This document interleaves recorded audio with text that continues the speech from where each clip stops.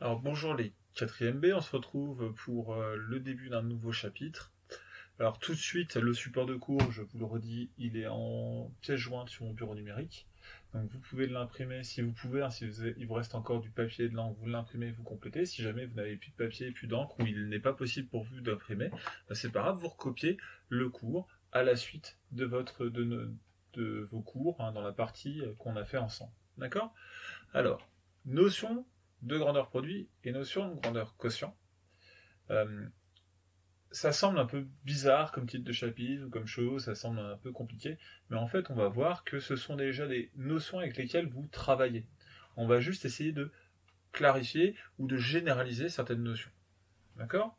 Et pour vous dire à quel point vous utilisez déjà des grandeurs quotients ou des grandeurs produits, c'est que finalement la vitesse c'est une grandeur quotient et le temps la distance pardon c'est une grandeur produit. Hein. Donc on va voir ça dans ce chapitre-là. Donc pas de stress, vous allez voir, c'est pas du tout compliqué. C'est aussi un chapitre qui va nous permettre de revoir les conversions d'unités. Hein, par exemple, convertir les secondes en heures, les mètres en kilomètres, etc. C'est un chapitre un peu général. Et puis, vous allez aussi, on va revoir aussi des petites notions de par-ci par-là, de proportionnalité et autres. D'accord? Allez, sans plus attendre, on va commencer. C'est parti. Donc, en physique, vous utilisez souvent des grandeurs, et notamment une grandeur quotient, hein, qui est la vitesse. Alors, il a été vu que la vitesse moyenne, V, d'un objet parcourant une distance d en un temps t est donnée par la formule. La vitesse, c'est la distance divisée par un temps. Comme on aime bien aller vite quand on fait des maths ou de la physique, au niveau des formules, il faut que les formules soient assez rapides à écrire, souvent on écrit plutôt la vitesse, donc on prend V pour vitesse, est égale à la distance, donc d sur t. D'accord ? La distance, les 3/4 du temps, on l'exprime soit en mètres, soit en kilomètres. Alors le mètre, c'est l'unité de référence, hein, c'est l'unité du système international. La majorité des publications, un point de vue international, utilisent le mètre. Le kilomètre, c'est dans la vie de tous les jours, on utilise plus le kilomètre. C'est plus parlant pour nous. Au niveau de l'unité du temps, l'unité de référence, c'est la seconde, mais on utilise aussi souvent l'heure. Du coup, comme la vitesse est la division d'une distance divisée par un temps, son unité, ce sera ce qu'on appelle une unité quotiente en fait, hein, c'est une unité quotient, qui sera finalement la division d'une distance et d'un temps. Donc la distance, on a dit que c'était en mètres, le temps c'était en secondes, donc on va l'exprimer en mètres par seconde. Et si on prend la distance en kilomètres et le temps en heures, ça fera la distance divisée par un temps, c'est-à-dire des kilomètres divisés par des heures, c'est-à-dire kilomètres heure. Alors, vous avez cette écriture-là, des unités, mètres par seconde ou kilomètres par heure, et vous pouvez aussi trouver cette notation sous forme de puissance.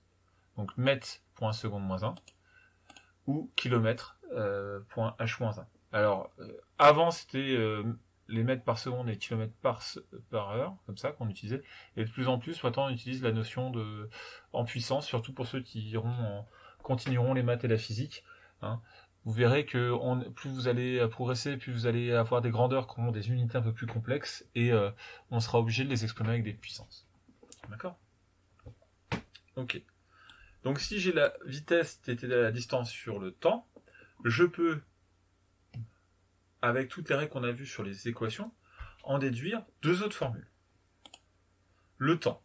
Le temps, je vais pouvoir dire que c'est finalement, je vais inverser le rôle de la vitesse et du temps, je vais avoir que le temps, c'est la distance sur la vitesse. Et je peux aussi avoir, donc si je veux, par exemple, que la distance, ça va être, je multiplie de chaque côté par la vitesse, il va me rester que la distance, c'est la vitesse fois un temps. Voilà, ce sont les trois formules. Hein. Alors soit on vous donne comme ça, on vous donne les trois en physique comme ça à apprendre, ou sinon il suffit d'en connaître une et être capable de jouer avec ces trois formules. C'est pas très compliqué, il suffit de savoir toutes les règles sur les équations qu'on a vues, connaître une des formules et vous retrouvez toutes les autres. Hein. Par exemple, pour obtenir à partir de celle-là, j'ai la distance qui était à la vitesse divisée par un temps, je veux juste la vitesse, c'est-à-dire qu'il faut que j'enlève le temps de ce côté-là. Pour enlever le temps, je regarde l'opération qui est entre les deux, c'est un fois. Pour enlever un fois, je fais l'opération contraire qui est un divisé, et j'obtiens la formule qui est au-dessus. D'accord ? Bref, voilà. Donc, si je regarde bien cette formule-là, si la vitesse est une constante, si je dis que c'est un nombre, en fait, par exemple, disons que quelqu'un avance à une vitesse de 5 km/h, donc ma vitesse, ça devient une constante, et dans ce cas particulier où ma vitesse est une constante, j'ai donc que la distance, c'est un nombre fois mon temps. Donc finalement, j'aurai que je passe de la distance au temps simplement en multipliant toujours par le même nombre. Et ça doit vous rappeler le chapitre que vous venez de finir avec Madame Villemain, qui est sur la proportionnalité. Si la vitesse c'est une constante, on a une relation de proportionnalité entre le temps et la distance. Ouais,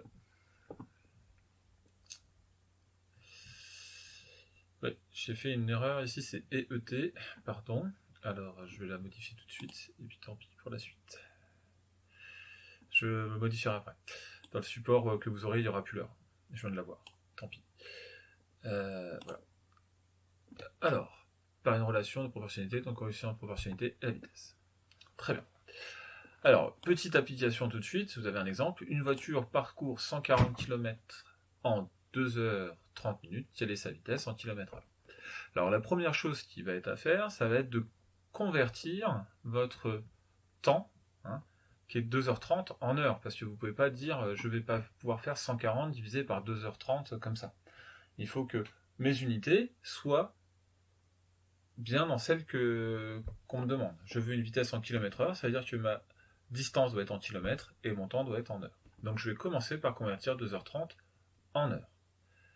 Une demi-heure, tout le monde sait qu'une demi-heure, c'est 0,5, c'est une demi-heure, enfin 30 minutes c'est une demi-heure, donc c'est 0,5. Donc 2h30, ça fait 2h05. Pour calculer finalement la vitesse, je vais faire que ma vitesse, c'est la distance divisée par un temps, c'est-à-dire en remplaçant avec les données de l'énoncé, 140 divisé par 2h30. Enfin 2,5 heures, c'est-à-dire 2h30, mais on le met en forme 140 divisé par 2,5, on va trouver 56 km/h. Du coup, j'ai mon explication, mon calcul, il me faut la conclusion. La vitesse de la voiture est donc de 56 km/h. Ok pour tout le monde? Super. Alors, ça me permet de voir de faire un petit lien, parce que ici, finalement, la durée n'était pas trop compliquée à convertir. D'accord? 30 minutes, une demi-heure, ça vous savez.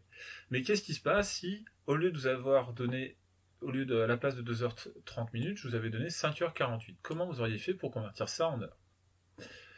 Donc pour convertir 5h48 en heure, je vais déjà essayer de convertir 48 minutes en heure. Combien ça fait? D'accord? Donc 48 minutes en heure. Comment je fais?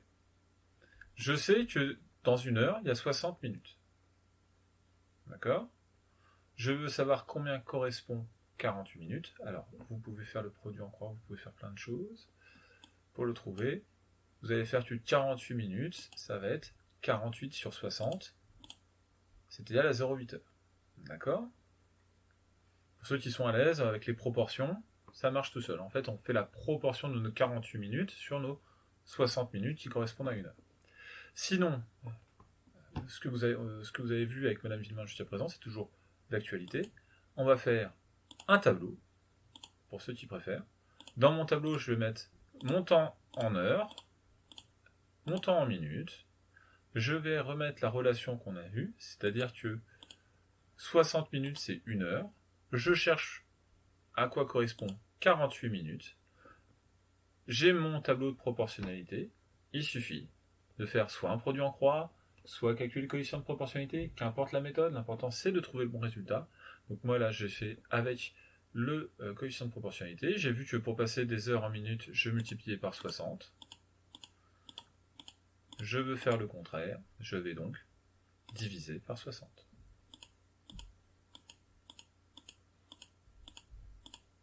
Et je retrouve bien le calcul qu'on a fait, c'est-à-dire 48 divisé par 60 égale 0,8. D'accord?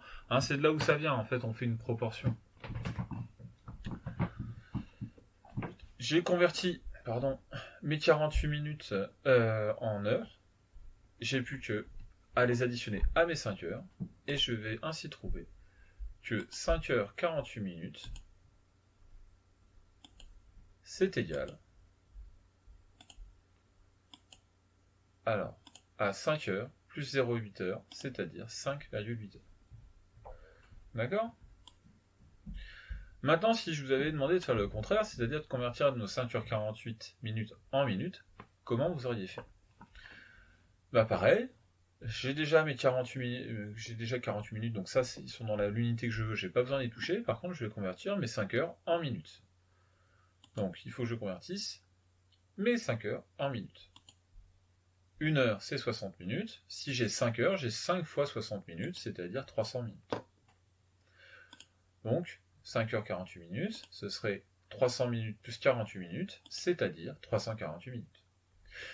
Mais on aurait pu, si vous ne trouvez pas tout de suite cette relation, vous pouvez faire toujours le tableau de proportionnalité qu'on a fait au-dessus, un petit tableau comme ça,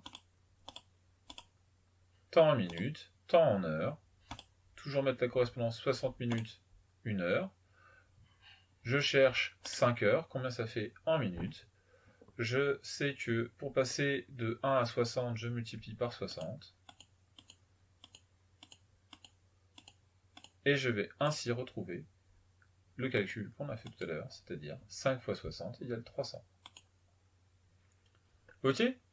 Donc pour l'instant, on va s'arrêter là, sur ce morceau de chapitre. Rien de bien compliqué, on vient juste de voir que la vitesse, c'était une distance divisée par un temps, et qu'il fallait faire attention aux unités. Voilà. D'accord? Et donc, pour en revenir au chapitre, pourquoi ça s'appelle grandeur quotient et grandeur produit, c'est parce que ici, votre distance, c'est une division de deux grandeurs, vitesse, pardon. Votre vitesse ici, c'est une division de deux grandeurs, qui sont la distance et le temps. C'est donc un quotient de deux grandeurs. C'est pour ça qu'on va parler de grandeur quotient. Votre temps ici, c'est un quotient entre la distance et la vitesse, qui sont des grandeurs. Du coup, ce sera aussi une grandeur quotient. Par contre, la distance ici, c'est un produit de deux grandeurs, qui sont la vitesse et le temps. Ce sera donc une grandeur produit. C'est ça, en fait, ce qu'est une grandeur quotient et une grandeur produit. Une grandeur quotient, c'est une grandeur qui est obtenue en divisant deux grandeurs. Une grandeur produit, c'est une grandeur qui est obtenue en multipliant deux grandeurs. Alors, je modifie tout de suite la petite coquille que j'ai fait et que je m'en suis aperçu. Voilà, et ET. Je vous mets ça en PDF, et puis je vais vous dire bonne fin de journée, et peut-être à bientôt dans une nouvelle vidéo. Au revoir.